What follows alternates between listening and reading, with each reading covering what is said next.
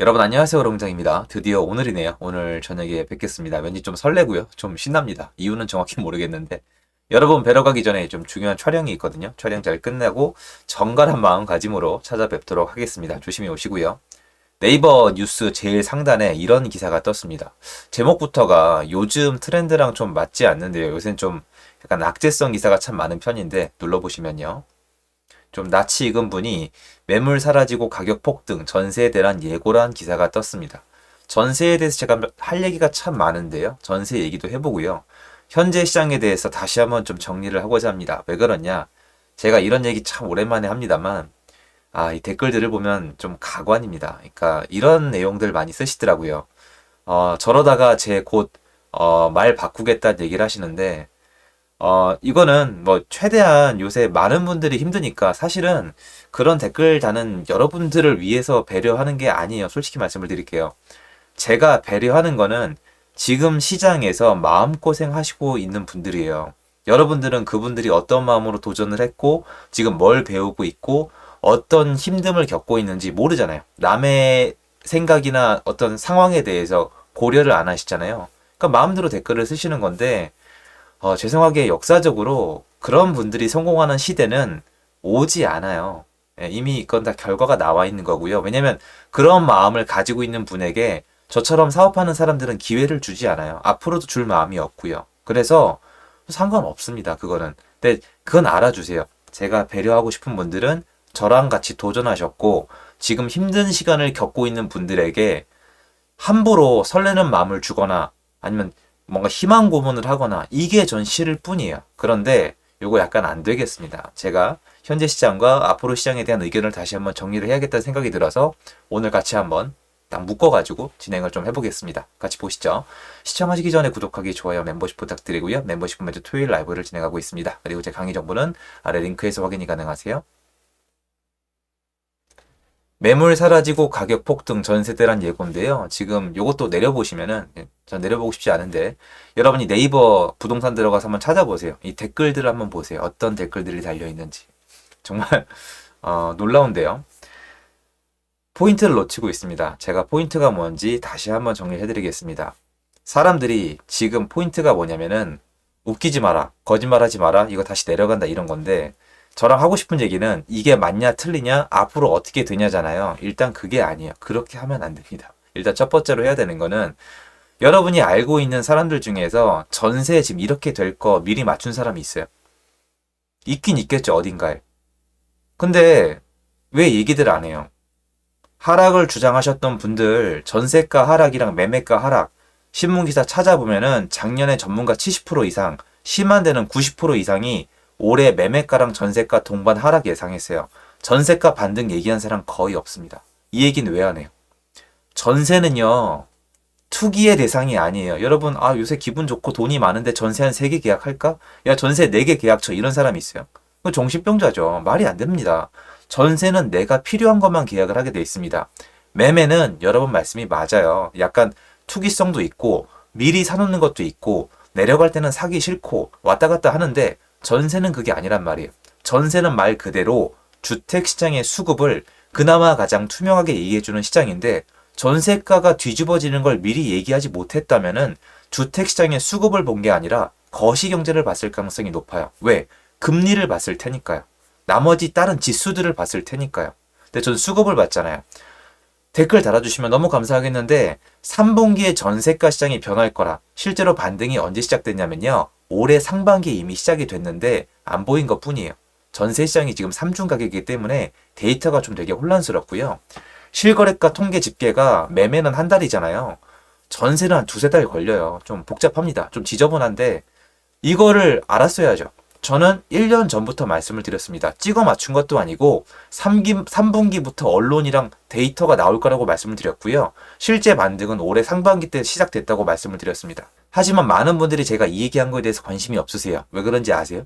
전세니까 사람들은 매매가에 열광을 하거든요. 누가 돈을 벌었대, 누가 무슨 건물을 샀대, 누가 아파트를 팔아서 3억을 남겼대. 여기에 분노하지만 전세가는 남 얘기처럼 별 신경을 안 쓰는데요. 여러분, 전세가가 매매가랑 연동이 됩니다. 그래서 이 기사가 왜 이렇게 나왔는지 이게 팩트인지 그리고 앞으로 시장에 어떤 영향을 줄지는 대단히 중요합니다. 좀 정리를 해볼게요. 일단 전세가는 제가 말씀드렸다시피 반등을 시작한 지 꽤 지났습니다. 지금 기사가 나오는 건 엄청나게 늦은 거예요. 최소한 아무리 짧게 잡아도 반년 이상 늦었습니다. 전세가 상승은 매매가 반등에 비해서 서울 주요 지역 기준 4개월 정도 후행해가지고 올해 상반기에 이미 시작이 됐고요. 그게 데이터가 나오고 언론에 나오기까지 반년이 걸린 것 뿐이에요. 이건 팩트가 맞습니다.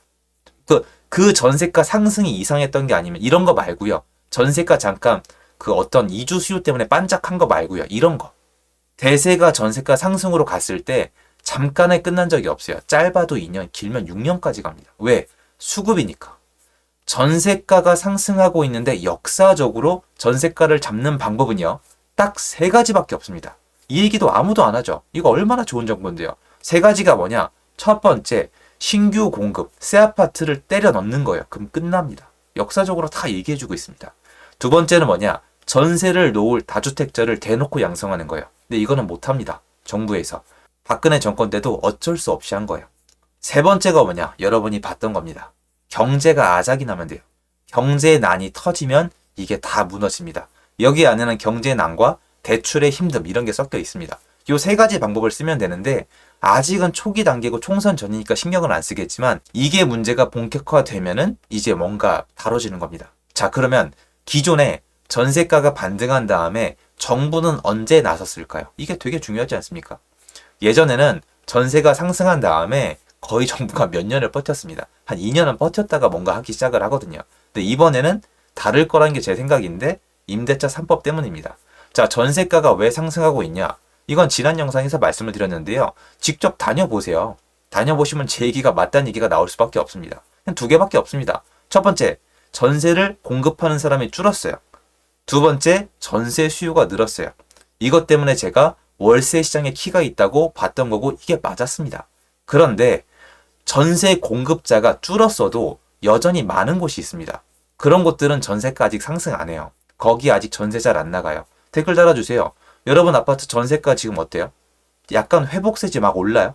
전세 매물이 없어요? 전세가 옛날처럼 바로바로 나가세요? 아닐걸요? 그런 단지 분명히 있는데 다 그런 거 아니에요. 제가 알죠. 그리고 여전히 월세랑 싸우고 있는 아파트 단지도 많습니다. 이런 단지는요. 전세 수요는 좀 늘었지만 전세 수요가 아직 월세랑 재고 있는 동시에 여러분처럼 전세를 제공하고 싶은 사람이 아직 많이 남아있는 단지예요. 주요 단지는 어떻게 돼 있느냐? 전세 제공자는 줄었죠. 토지거래 허가구역이 대표적인 예인데요. 그와 동시에 월세를 건너뛰고 전세로 올라온 수요가 많아졌기 때문에 여긴 전세가 부족해서 많이 올랐어요. 억 단위로 올랐다고 말씀을 드렸잖아요. 그런데 트렌드는 어디로 가고 있냐면 이 전세가 상승이 퍼지고 있습니다. 퍼지는데 퍼지지 않는 것처럼 보이는 곳의 공통점은 하나예요. 입주 물량이 있고 미분양이 있다는 겁니다. 이것 때문에 지금 공급이 있는데도 대구랑 인천의 전세 시장이 버티는 거예요. 이건 얘기가 길어지니까 다음번에 기회가 있으면 말씀을 드릴 건데 자세히 분석해보면 공급이 있는데 전세가가 안 떨어지는 이유가 분석이 가능합니다. 현장에 나가서 사람들을 보면 됩니다. 자, 그러면 제가 하고 싶은 얘기는 뭐예요? 전세가 상승은 시작이 됐고 생각보다 시간이 오래 걸리지만 예전에 비해서는 속도가 빠를 것인데 이게 점점 퍼질 것이다. 이건 맞는데 이게 아니라고 부정하고 싶으신 분들은 뭘 해도 상관이 없어요. 데이터를 보셔도 상관이 없고 현장에 나가보셔도 상관이 없고 이 얘기만 하실 거예요. 어디는 안 올랐다. 어디는 떨어지더라. 네, 이렇게 퍼지는 겁니다. 이건 시간이 지나서 제가 이거 박제해 놓으세요. 제가 다시 말씀을 드릴게요. 꼭 박제를 부탁드려요. 전 제가 과거에 했던 내용에 대해서 부끄러움이 없습니다. 자, 두 번째. 그럼 얘네가 퍼지면 어떻게 되느냐? 얘네가 퍼져야 사람들이 집을 삽니다. 전세가가 올라가야 집을 산다고요. 지금은 시장이 침체장이에요. 안 좋다니까요. 이게 여러분 그 뜻이 아니에요. 조급하게 마음 먹고 휘둘리지 말라고요.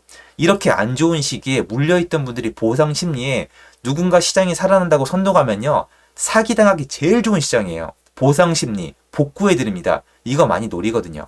시장 어차피 침체장이니까 천천히 좀 기다려보자는 겁니다. 지금은 버틸 수 있는 힘을 좀 만들어 놓고 같이 버티자고. 이게 뭐가 나쁩니까? 버틸 줄 모르면서 무슨 투자자예요? 그건 투기한 거죠. 그건 아니잖아요.